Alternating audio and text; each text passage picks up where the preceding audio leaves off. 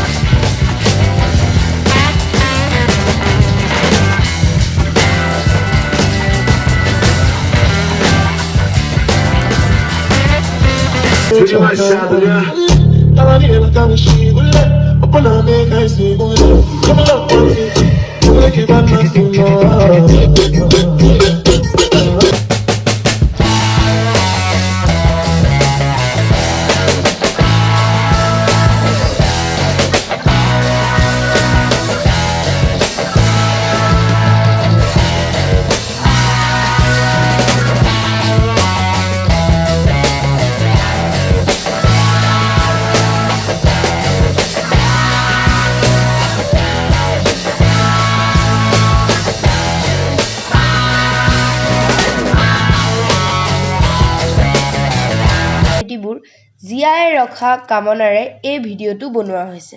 যদি ভিডিঅ'টো ভাল লাগিছে সাবস্ক্ৰাইব কৰিব আৰু লাইক কৰিব, লগতে শ্বেয়াৰ কৰিব নাপাহৰিব দেই। আপোনালোকে ভালে থাকক, কুশলে থাকক।